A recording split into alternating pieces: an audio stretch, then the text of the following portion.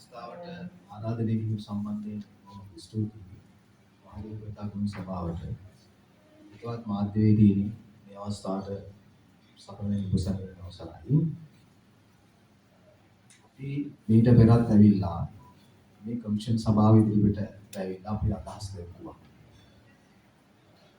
මේ විදුලි බිල වැඩි කිරීම සම්බන්ධ ගැටලුවේදී දැන් මම ඉස්සෙල්ලාම අහනවා මෙතන ඉන්නවද CEB එකේ කවුරු ඇවිල්ලා? මම අත උස්සන්න. කවුරුත් නැහැ. එහෙනම් දැන් විදුලි CEB එක අහෝසි වෙලා නේ සමාගම් 6කට කඩලා තියෙනවා. ඒ සමාගම් 6 බලධාරීන් මෙතන ඉන්නවා. කවුරුත් නැහැ. මේ බලධාරීනෝ මහ ජනතාව විදියට අපිට අයිතියක් තියෙනවා ඒගොල්ලෝ ප්‍රශ්න කරන්න. මොකද CEB එක අහෝසි කරේ වත්මන් රජය නම් මේ දේශපාලන මේ කතා කරන්නේ මේ ස්ටේට් එකේ ප්‍රශ්නයක්. මේ ස්ටේට් එකේ රජය තීරණයක් කරා CEB එක අහෝසි කරලා සමාගම් 6කට කඩලා ඒකේ පාඩුව මේ රටේ මහ ජනතාව පිට පටවන්න හදන මොහොතක අපි මෙතනට ආවිල්ලා ඔබතුමාලත් එක්ක කතා කරන්නේ ජනතාව වෙනුවෙන් යම් සාධාරණ බලාපොරොත්තු. කෙටියෙන් කතා කරොත් මේ යෝජනාව තුල තියෙනවා. එතකොට පාර්ලිමේන්තුවට කණතක් ගියලා CEB එක අහෝසි කරන්න කියලා සමාගම් 6කට කඩන්න කියලා මේ රටේ ජනතාව කිව්වේ නැහැ. ඒක පැහැදිලිවම මේ ස්ටේට් එකේ ඉන්න පාර්ලිමේන්තු එක තමයි මේ තීන්දුව ගත්තේ. රටේ ජනතාව නෙමෙයි. එතකොට මේකේ සම්පූර්ණ මේ වියදම් අපිට පියවන්න වෙලා තියෙන්නේ මෙතන තියෙනවා බෙදා හැරීමේ පිරිවැය කියලා. ඒතර රුපියල් බිලියන 26.3ක බෙදා හැරීමේ පිරිවැය පහසන අසාමාන්‍ය පිරිවැය අයිතම ඇතුළත් වෙයි. ස්වේච්ඡා විශ්‍රාම යෝජනා ක්‍රමයේ PRS නිසා ලැබෙන පාරිතෝෂික ගෙවීම මිලියන 1032යි. රක්ෂණ සංචිත අරමුදල් දායකත්වයේ මිලියන 435යි. විදුලක පාය මූලස්ථානයේ ගොඩනැගිලි ව්‍යාපෘතිය මිලියන 95යි. මේ වගේ වියදම් ඇතුළත් කරලා තියෙනවා. එතකොට විදුලි බල මණ්ඩලය අහෝසි කරනකොට මේ ස්ටේට් එක කිව්වද අහවල් දවසට විදුලි බල මණ්ඩලය අහෝසි එතනින් එහාට අපි මේ මණ්ඩලයට අලුත් රාජ්‍ය සේවකයෝ බඳව ගන්නවා කියලා කිව්වේ නෑ. කොහෙද මේ ඇප්ලිකේෂන් කෝල් කරේ? එතකොට මේ විදුලි බල මණ්ඩලය අහෝසි කළා. ඒකේ ඉන්න සේවකයන්වම විශ්‍රාම ගන්නවලා.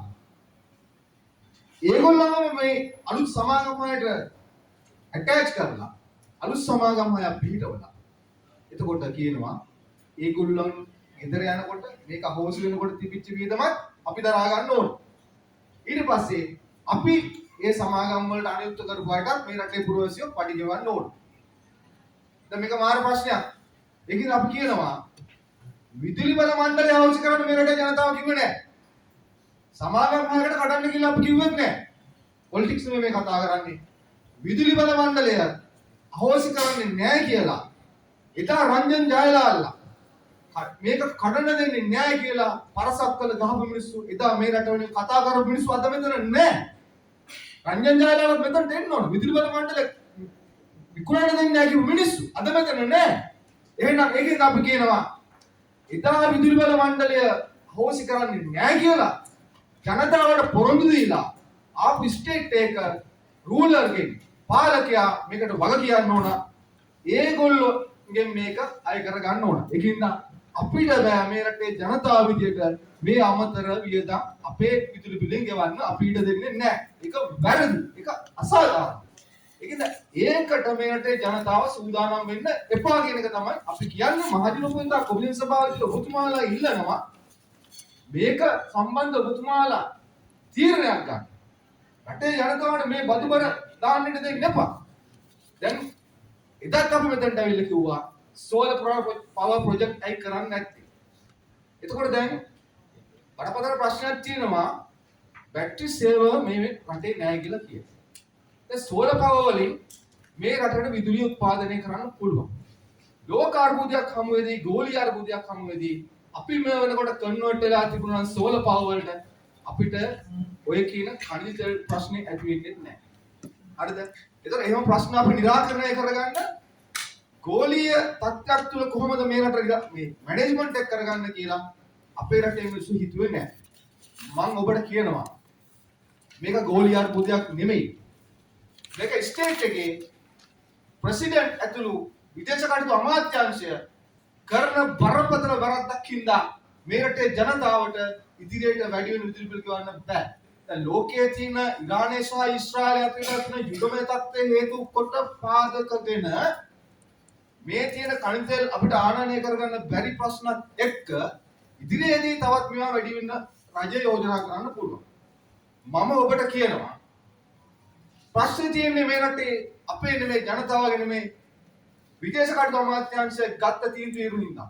ඔබ දන්නවද බ්‍රික්ස් කියන රටවල් ටික අපි හදාගත්තේ ලෝකේ ඉන්දියාව බ්‍රසීලය ඒ රටවල් කීපයක් එකතු වෙලා හදාගත්ත අපි රටවල් ටිකක් ඒ බ්‍රික්ස් සමුළුවට 2024 දී රුසියාවේ පැවැත්වුණේ කසාර් නගරයේදී මේ රටේ රෂ්‍යානු තානාපති කාර්යාලය නිල වශයෙන් මේ රටේ ජනාධිපතිවරයාට ආරාධනා කරනවා එන්න අපේ සමුළුවට.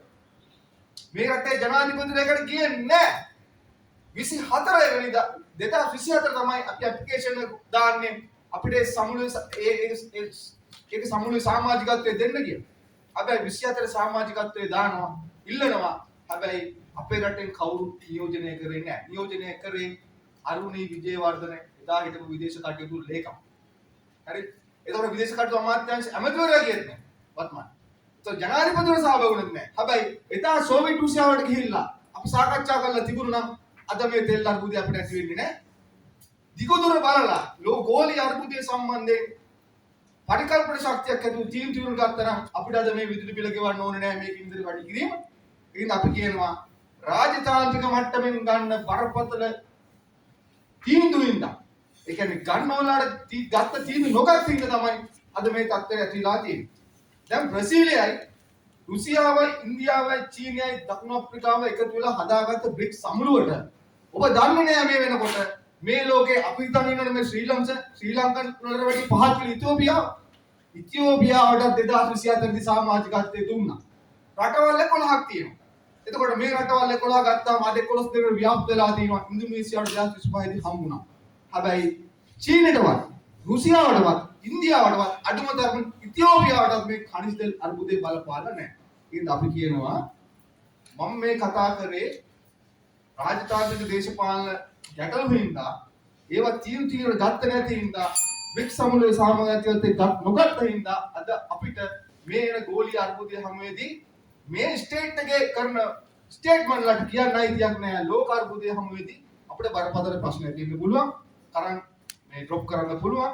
මේ පෙට්‍රල් ඩීසල් වැඩි වෙන්න පුළුවන්. ඒකෙන් මෙයා බෙදාහරන වෙන්නේ නැහැ කියලා ප්‍රශ්න කියන්න බලහගයි. අපි කියනවා මේ කියපු විදුලි බිල වැඩි වීම මහ ජනතාවට දෙන්න එපා. අපි සමාගම් 6කට කඩන්න කිව්වෙත් නෑ. මේක විදුලි මණ්ඩලය අහෝසි කරන්න කිව්වෙත් නෑ. පාර්ලිමේන්තුවට පණ ගේන්න කිව්වෙත් නෑ. අපි ඒගොල්ලන්ට බලෙන් විශ්‍රාම යන්න කිව්වෙත් නෑ. ඒකින්ද අපි ඒගොල්ලන්ට ඒ වන්දි ගෙවන්න සූදානමුත් නෑ මහ ජනතාව විදියට. ඒකින්ද බොහොම ස්තුතියි ඔබතුමාලට මෙතනට එන්න කියපු සම්බන්ධයෙන්. මගේ අදහස් ටික මම දැක්කුවේ මේ රටේ මොකද පුරවැසියෝ සීළු පුරවැසියන්ගේ විනුවෙන් තමයි කතා කරේ. ඒකින්ද අවසාන වශයෙන් කියනවා එදා විදුලි බල මණ්ඩලය අහෝසි කරන්න එපා කියපු රංජන් ජයලාල්ගෙන් ගිහිල්ලා මේ විශ්‍රාම යන අයගේ වියදම කවර් කරගන්න කියන එක තමයි අපිට රජයට කියන්න තියෙන්නේ. ඔබතුමාලට කියනවා ඒ සම්බන්ධයෙන් පැහැදිලි තීන්දුවක් ගන්න. ඔබට මම ස්තුතියි. මා ආරාධනා